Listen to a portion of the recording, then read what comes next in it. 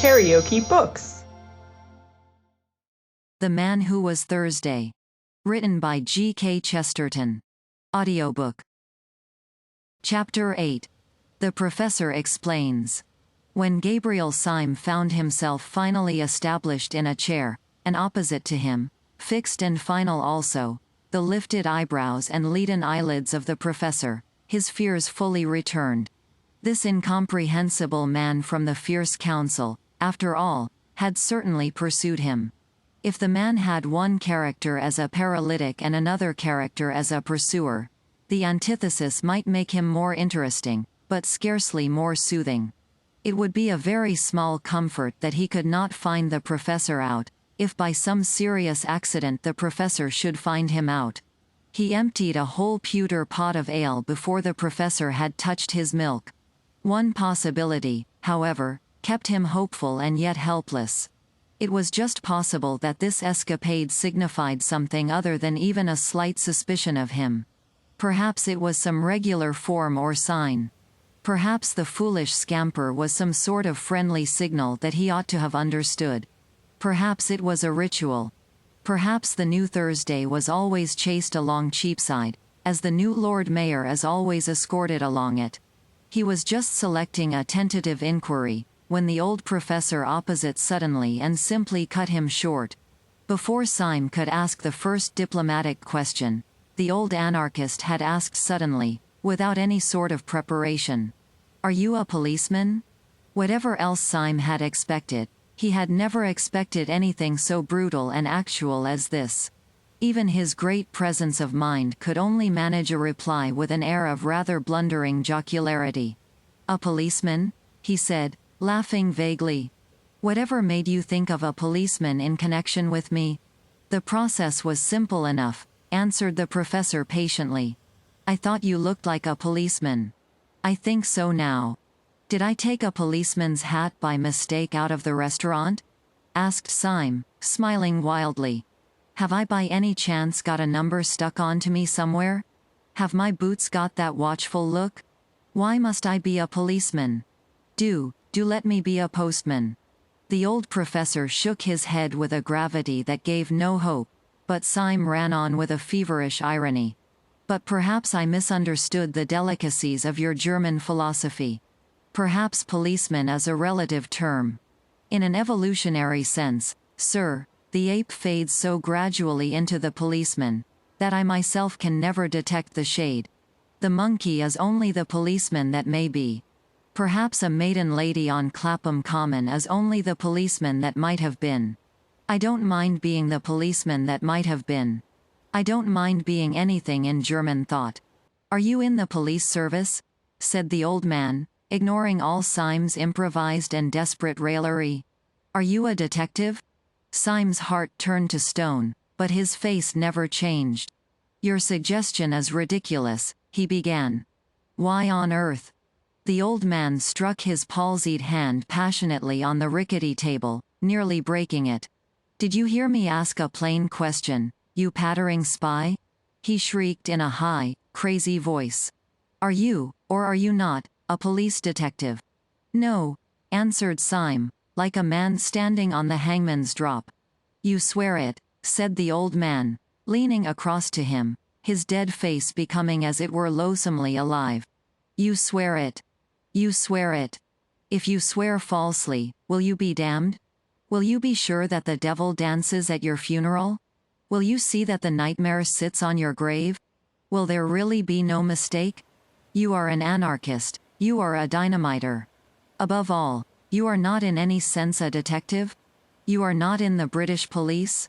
He leant his angular elbow far across the table, and put up his large loose hand like a flap to his ear.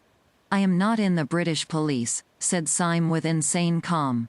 Professor de Worms fell back in his chair with a curious air of kindly collapse. "That's a pity," he said, "because I am." Syme sprang up straight, sending back the bench behind him with a crash. "Because you are what?" he said thickly. "You are what?" "I am a policeman," said the professor with his first broad smile, and beaming through his spectacles. "But as you think policeman only a relative term, Of course I have nothing to do with you.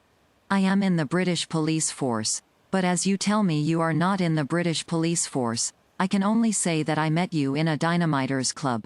I suppose I ought to arrest you." And with these words he laid on the table before Syme an exact facsimile of the blue card which Syme had in his own waistcoat pocket, the symbol of his power from the police. Syme had for a flash the sensation that the cosmos had turned exactly upside down, that all trees were growing downwards and that all stars were under his feet. Then came slowly the opposite conviction. For the last 24 hours the cosmos had really been upside down, but now the capsized universe had come right side up again. This devil from whom he had been fleeing all day was only an elder brother of his own house, who on the other side of the table lay back and laughed at him. He did not for the moment ask any questions of detail. He only knew the happy and silly fact that this shadow, which had pursued him with an intolerable oppression of peril, was only the shadow of a friend trying to catch him up. He knew simultaneously that he was a fool and a free man. For with any recovery from morbidity there must go a certain healthy humiliation.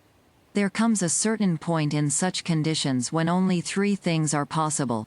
First, a perpetuation of satanic pride, secondly tears, and third laughter.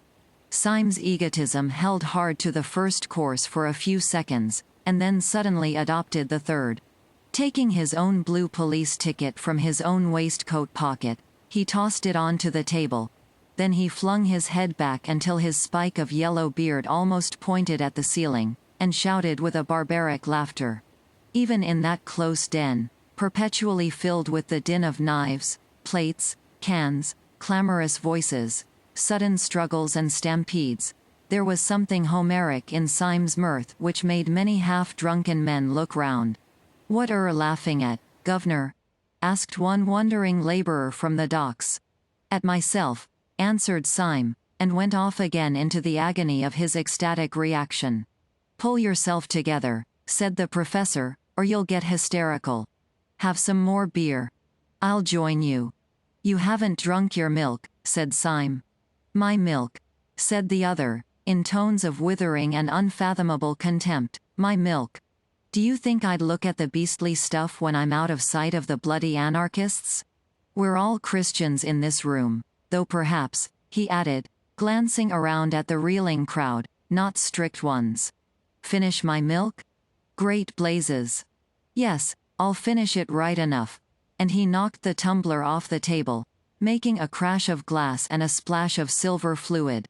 Syme was staring at him with a happy curiosity. "I understand now," he cried. "Of course, you're not an old man at all." "I can't take my face off here," replied Professor de Worms. "It's rather an elaborate make-up. As to whether I'm an old man, that's not for me to say. I was 38 last birthday." "Yes, but I mean," said Syme impatiently, "there's nothing the matter with you." "Yes," answered the other dispassionately. "I am subject to colds." Syme's laughter at all this had about it a wild weakness of relief. He laughed at the idea of the paralytic professor being really a young actor dressed up as if for the footlights. But he felt that he would have laughed as loudly if a pepper pot had fallen over. The false professor drank and wiped his false beard. "Did you know," he asked, that man Gogol was one of us?" "I? No, I didn't know it," answered Syme in some surprise. "But didn't you?" "I knew no more than the dead," replied the man who called himself de Worms. "I thought the president was talking about me, and I rattled in my boots."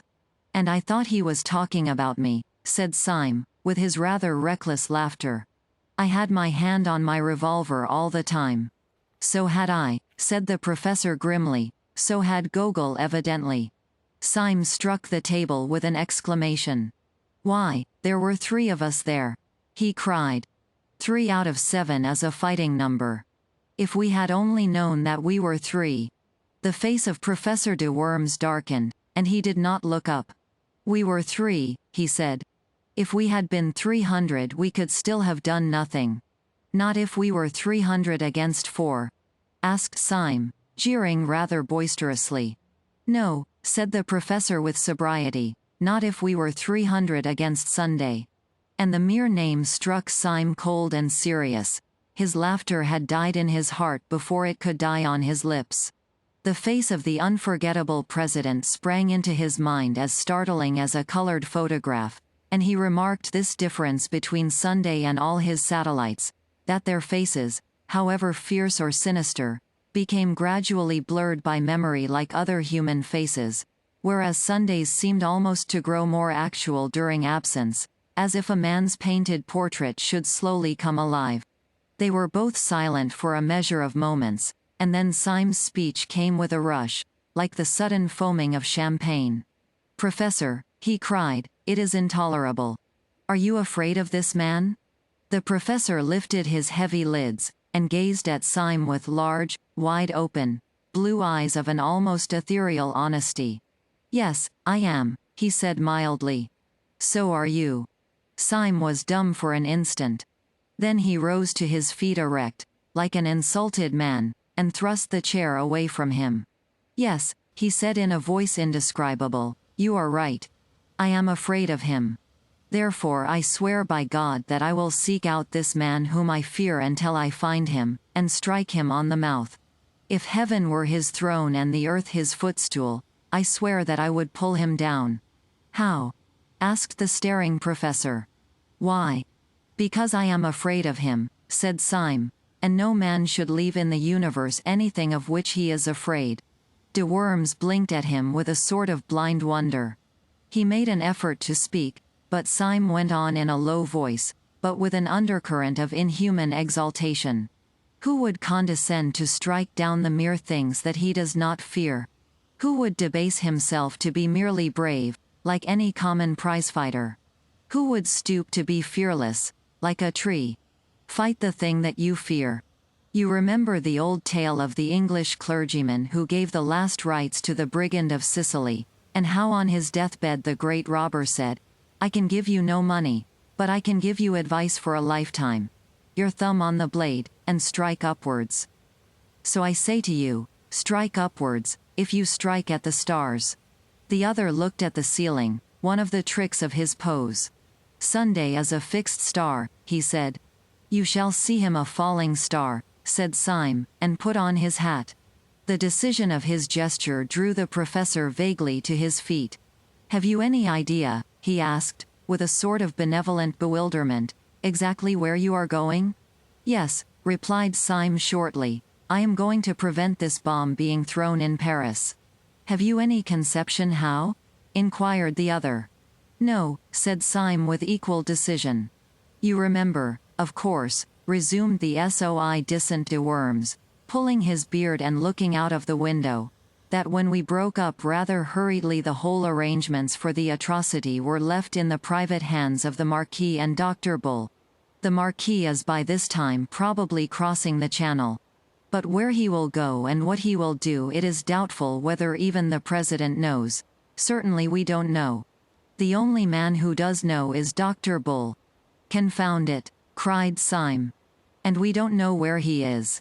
"Yes," said the other in his curious, absent-minded way, "I know where he is myself." "Will you tell me?" asked Syme with eager eyes. "I will take you there," said the professor, and took down his own hat from a peg. Syme stood looking at him with a sort of rigid excitement. "What do you mean?" he asked sharply. "Will you join me? Will you take the risk?" "Young man," said the professor pleasantly, "I am amused to observe that you think I am a coward. As to that I will say only one word, and that shall be entirely in the manner of your own philosophical rhetoric. You think that it is possible to pull down the president. I know that it is impossible, and I am going to try it," and opening the tavern door, which let in a blast of bitter air, they went out together into the dark streets by the docks. Most of the snow was melted or trampled to mud, but here and there a clod of it still showed gray rather than white in the gloom. The small streets were sloppy and full of pools, which reflected the flaming lamps irregularly, and by accident, like fragments of some other and fallen world. Syme felt almost dazed as he stepped through this growing confusion of lights and shadows, but his companion walked on with a certain briskness, towards where, At the end of the street, an inch or two of the lamplit river looked like a bar of flame. "Where are you going?" Syme inquired. "Just now," answered the professor. "I am going just round the corner to see whether Dr. Bull has gone to bed. He is hygienic, and retires early." "Dr. Bull!" exclaimed Syme. "Does he live round the corner?" "No," answered his friend. "As a matter of fact, he lives some way off, on the other side of the river, but we can tell from here whether he has gone to bed." Turning the corner as he spoke, and facing the dim river, flecked with flame, he pointed with his stick to the other bank. On the Surrey side at this point there ran out into the Thames, seeming almost to overhang it, a bulk and cluster of those tall tenements, dotted with lighted windows, and rising like factory chimneys to an almost insane height. Their special poise and position made one block of buildings especially look like a Tower of Babel with 100 eyes. Syme had never seen any of the skyscraping buildings in America, so he could only think of the buildings in a dream. Even as he stared, the highest light in this innumerably lighted turret abruptly went out, as if this black Argus had winked at him with one of his innumerable eyes. Professor de Worms swung round on his heel, and struck his stick against his boot. "We are too late," he said. "The hygienic doctor has gone to bed." "What do you mean?" asked Syme. "Does he live over there, then?" "Yes," said de Worms, "behind that particular window which you can't see. Come along and get some dinner.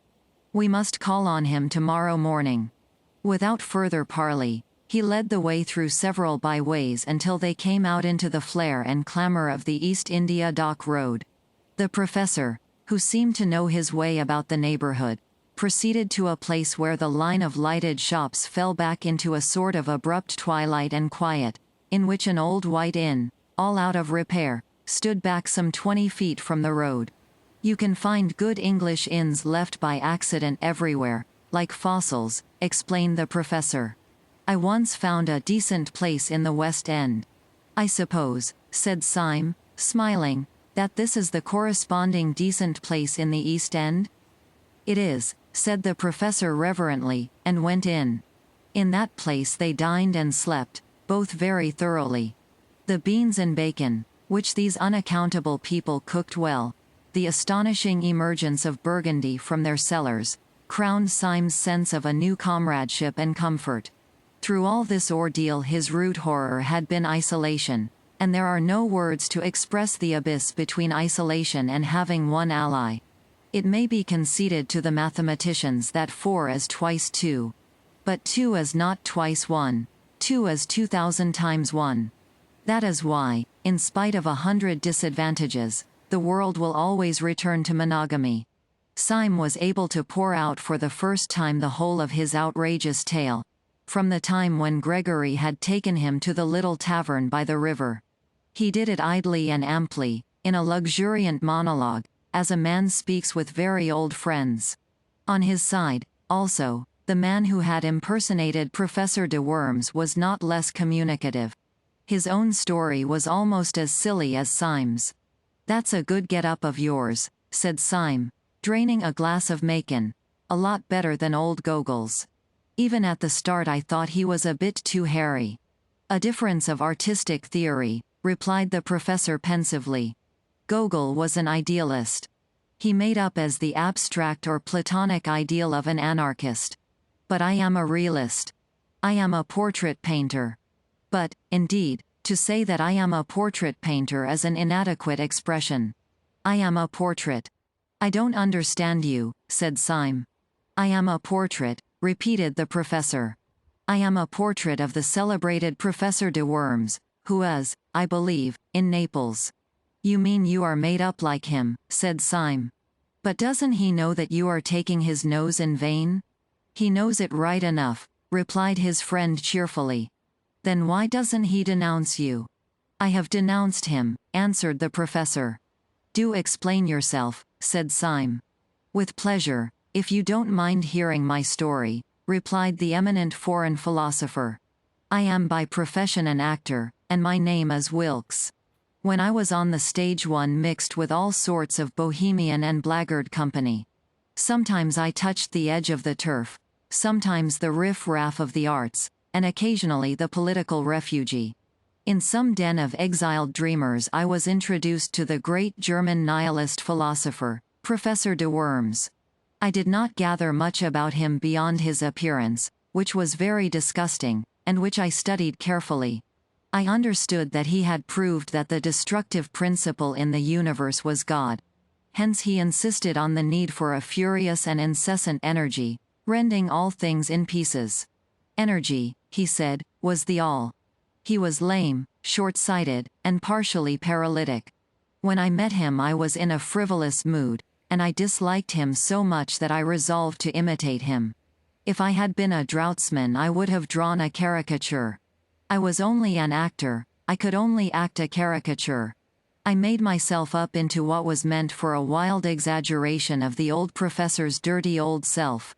When I went into the room full of his supporters I expected to be received with a roar of laughter, or, if they were too far gone, with a roar of indignation at the insult. I cannot describe the surprise I felt when my entrance was received with a respectful silence, followed, when I had first opened my lips, with a murmur of admiration.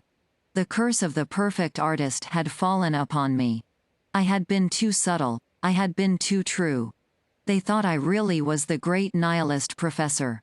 I was a healthy-minded young man at the time, and I confess that it was a blow. Before I could fully recover, however, 2 or 3 of these admirers ran up to me radiating indignation, and told me that a public insult had been put upon me in the next room. I inquired its nature. It seemed that an impertinent fellow had dressed himself up as a preposterous parody of myself. I had drunk more champagne than was good for me, and in a flash of folly I decided to see the situation through. Consequently it was to meet the glare of the company and my own lifted eyebrows and freezing eyes that the real professor came into the room. I need hardly say there was a collision. The pessimists all round me looked anxiously from one professor to the other professor to see which was really the more feeble. But I won. An old man in poor health, like my rival, could not be expected to be so impressively feeble as a young actor in the prime of life. You see, he really had paralysis, and working within this definite limitation, he couldn't be so jolly paralytic as I was. Then he tried to blast my claims intellectually. I countered that by a very simple dodge. Whenever he said something that nobody but he could understand, I replied with something which I could not even understand myself. I don't fancy, he said, that you could have worked out the principle that evolution is only negation, since there inheres in it the introduction of lacunae, which are an essential of differentiation. I replied quite scornfully, you read all that up in Pinckwerts. The notion that involution functioned eugenically was exposed long ago by Glump. It is unnecessary for me to say that there never were such people as Pinckwerts and Glump. But the people all round, rather to my surprise, seemed to remember them quite well, and the professor, finding that the learned and mysterious method left him rather at the mercy of an enemy slightly deficient in scruples, fell back upon a more popular form of wit. I see, he sneered, you prevail like the false pig in Aesop. And you fail, I answered, smiling, like the hedgehog in Montaigne. Need I say that there is no hedgehog in Montaigne? Your claptrap comes off, he said, so would your beard. I had no intelligent answer to this, which was quite true and rather witty. But I laughed heartily, answered, like the pantheist's boots, at random, and turned on my heel with all the honors of victory. The real professor was thrown out, but not with violence, though one man tried very patiently to pull off his nose. He is now, I believe, received everywhere in Europe as a delightful impostor. His apparent earnestness and anger, you see, make him all the more entertaining. Well, said Syme, I can understand your putting on his dirty old beard for a night's practical joke, but I don't understand your never taking it off again. That is the rest of the story, said the impersonator. When I myself left the company, followed by reverent applause, I went limping down the dark street, hoping that I should soon be far enough away to be able to walk like a human being. To my astonishment, as I was turning the corner, I felt a touch on the shoulder, and turning, found myself under the shadow of an enormous policeman. He told me I was wanted. I struck a sort of paralytic attitude, and cried in a high German accent, "Yes, I am wanted, by the oppressed of the world. You are arresting me on the charge of being the great anarchist, Professor de Worms." The policeman impassively consulted a paper in his hand. "No, sir," he said civilly, "at least, not exactly, sir. I am arresting you on the charge of not being the celebrated anarchist, Professor de Worms." This charge, if it was criminal at all, was certainly the lighter of the two, and I went along with the man, doubtful, but not greatly dismayed. I was shown into a number of rooms, and eventually into the presence of a police officer, who explained that a serious campaign had been opened against the centers of anarchy, and that this, my successful masquerade, might be of considerable value to the public safety. He offered me a good salary and this little blue card. Though our conversation was short, he struck me as a man of very massive common sense and humor, but I cannot tell you much about him personally, because... Syme laid down his knife and fork. "I know," he said, "because you talked to him in a dark room." Professor de Worms nodded and drained his glass. KaraokeBooks.